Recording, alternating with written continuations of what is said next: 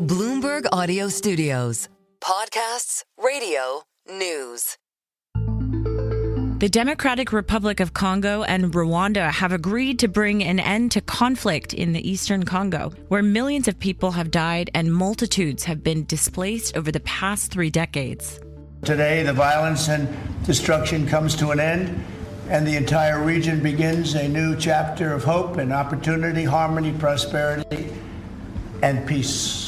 The U.S. brokered deal aims to bring a halt to fighting, and the countries have committed to work together to develop the natural resources that lie along their shared border. If you stay on board, I think there are so many perspectives that we can transform our partnerships through and that can usher in an era of prosperity, of growth, and of shared bilateral relationships. Because this is a very rich region with cross-border trade, with the minerals, with natural wealth. So with the U.S. Standing side by side with Rwanda and DRC, we believe that we will achieve long-time peace. On today's podcast, we'll look at how this deal came about and find out whether it has a chance of succeeding against a long-standing atmosphere of distrust between the neighbors. I'm Jennifer Zabasajja, and this is the Next Africa podcast, bringing you one story each week from the continent, driving the future of global growth with the context only Bloomberg can provide. Joining me to help unpack this deal is our Congo reporter, Michael Kavanagh. Michael, thank you so much for coming on the podcast today. It's so nice to speak with you because you have been in and out of Congo for quite some time. So I've been wanting to dissect this with you for quite a while. How are you doing? Good. Thanks. It's an exciting moment in Congo's history, and we all hope. Yeah, we all hope. That's a good place to start. Let's just start maybe with the conflict itself. This, as many people who've been listening to the podcast maybe do or don't know, this conflict has been going on for decades. Maybe you can take us back to the genesis of the conflict, really. Sure. It's a really complicated conflict, which is one of the reasons why it persisted for so long, right? And, we're talking today mostly about Rwanda and Congo, so we can trace the origins of that conflict back to the 1994 genocide in Rwanda. There was a civil war going on in Rwanda that turned into a genocide in 1994 against the Rwandan Tutsi population, the minority population. More than 800,000, maybe even more than 1 million Tutsis and moderate Hutus were killed. During that time, the perpetrators of the genocide fled across the border into eastern Congo, and that completely destabilized eastern Congo. And it's really been destabilized ever since.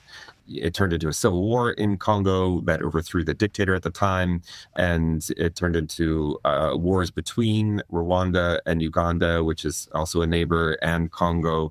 And over the years, Rwanda has continued to support proxy rebel groups, armed groups in eastern Congo.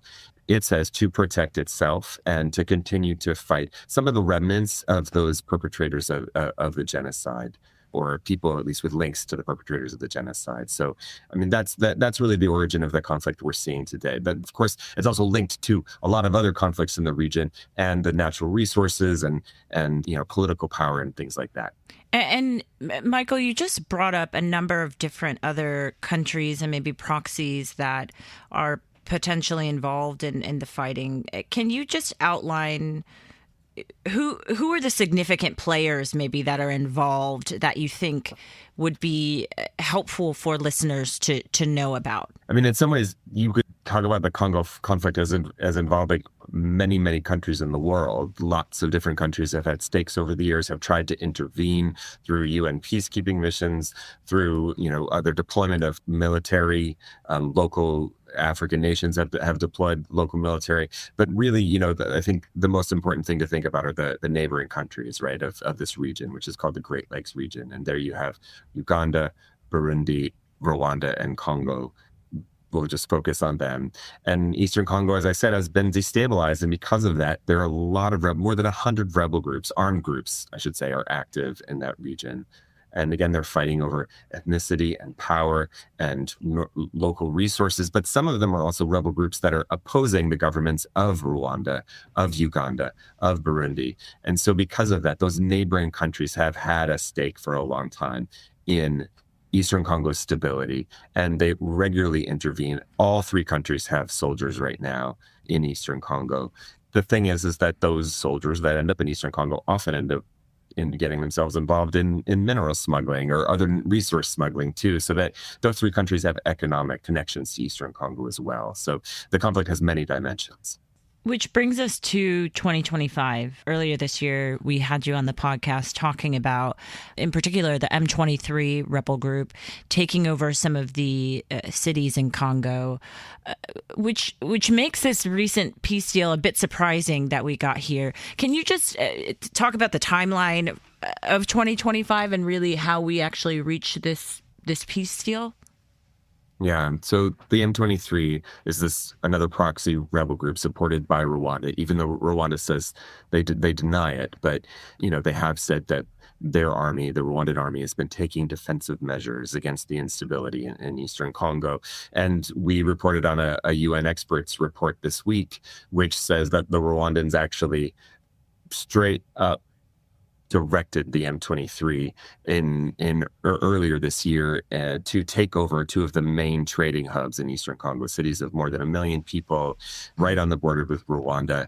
And the M23 invaded both these cities, took them over, and now controls a huge swath of Eastern Congo. Some estimate 10% of the entire land area of Congo. And Rwanda was directly involved in that. And I think the question to ask right now is really what does Rwanda want, right? Does Rwanda want stability? Does Rwanda want access to Eastern Congo's resources? Is Rwanda really concerned with enemy rebel groups there? Or what does Rwanda want to do with the M23? And so what we've seen now is that other international actors got involved because, technically this is a violation of Congo's sovereignty. And so we've seen the AU get involved. We've seen Angola get involved. We've seen the East African community, the Southern African Development Community. I mean, dozens of multilateral groups. Qatar's involved. Dozens of nations are involved trying to fix this conflict that has been intractable. And yet Rwanda persists, along with the M23, at taking over land and occupying this land. So we know that they must have a reason. And Michael, what does Rwanda say about their involvement in the conflict? Rwanda has continued to deny that it supports the M23. It says it's applying defensive measures. It's protecting itself. Rwanda denies that it is trying to fight a war to overthrow the Congolese government. But it does say that it has serious concerns about stability in Eastern Congo. Now, what the United States has decided is that if the U.S. can get involved in finding peace, in conjunction with these other actors, right? Can we convince Rwanda, meaning can we, the United States, convince Rwanda to lay down its weapons, to pull back, and maybe find a way to develop the region together? And so this is the theory behind this peace deal that they signed last week, the two countries with the United States as a witness. Is it actually a peace deal, though? It's how are we defining peace, I guess, Michael? Right. Well, we're not there yet, right? I mean, I think I talk a lot to all sides, and I would say that peace is a process, and it's very much a process right here, and it's going to be a long process, right? And there are multiple steps to this process. The first is just the signature and the agreement, right? Create a framework. The next is this peace agreement doesn't include an agreement with the M23. So there are separate talks ongoing in Qatar with the M23, with Congo and the M23. And Rwanda, as part of this peace agreement in Washington, has agreed to support that, right? So that's a big deal or a big step. But that has to be resolved. Then there is another armed group that Rwanda has complained about for years. Let's just call it the FDLR, the Democratic Forces for the Liberation of Rwanda. That's a group that has links to the perpetrators of the genocide in 1994. And Rwanda has always been worried about that group. So Congo has agreed to take steps to neutralize that group. And then Rwanda is going to have to withdraw what it calls its defensive measures. And then we'll have to see the M23 lay down its weapons. And then there'll have to be some kind of integration back into the army or some kind of way to deal with all these rebels who will have laid down their arms at all. And then Congo needs to take over Eastern Congo again, and the state needs to return. So you can see there are a lot of steps. And the hope is that there's so much, we've always talked about Congo as the forgotten war. And I don't think you can call it that anymore. We've got the U.S. paying attention very, very closely to the point where Donald Trump has brought these foreign ministers into his Oval Office. He's going to bring the presidents of both countries, hopefully, if everything goes well, into Washington this month. And then you have Qatar involved, and you have all these other countries that are trying to bring an end to this conflict that's persisted for so long. So, we'll see. There's a lot of attention to it, and the hope is maybe all that attention could bring results that haven't come about in the 30 years of this conflict.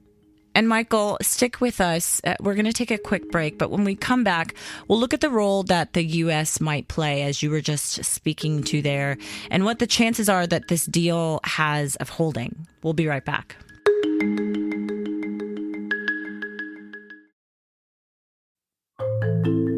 Welcome back. Our Congo reporter, Michael Kavanagh, is still with us. We're talking about the peace deal between the DRC and Rwanda that was signed in Washington, D.C. last week. Michael, you were just outlining before we went to the break, the U.S. obviously played quite a big role in brokering this deal.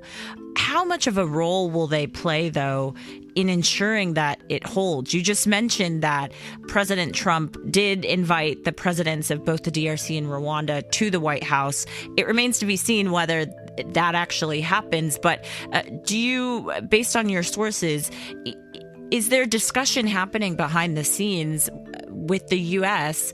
playing a big role in making sure that this remains intact? When the M23 with Rwandan support took over those two main training hubs in eastern Congo earlier this year, President Felix Tshisekedi, the president of Congo, reached out to the United States and proposed something that was based on what he'd seen Donald Trump doing with Ukraine, which is a minerals for security partnership, right? Please support us in our fight against Rwanda. And in exchange, you can have access to our mineral riches, our natural resources. Congo is the biggest country in sub-Saharan Africa. It is one of the richest countries in the world in terms of natural resources. And so Congo has proposed that the United States get involved in eastern Congo, but in Congo in general. Congo is the second biggest source of copper. It is the biggest source of cobalt, which is in most electric vehicle batteries, for example. It has gold. It has a mineral called tantalum, which is in the capacitors and all of our portable electronics. So it's an extremely rich place.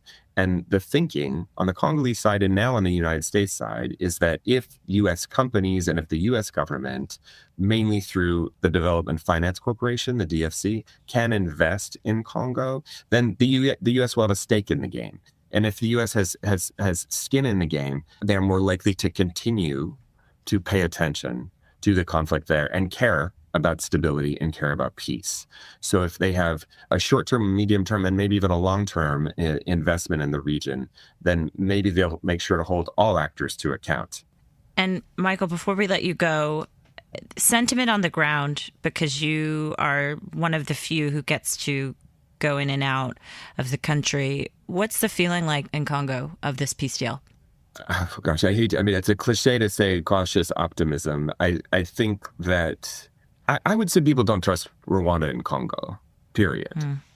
And there's a lot of skepticism. That said, I think that this peace deal has brought more legitimacy to the Congolese government. There was a moment a couple of months ago where it looked like the government would fall, that there would even be a coup, or that the M23 would even try to take over the country.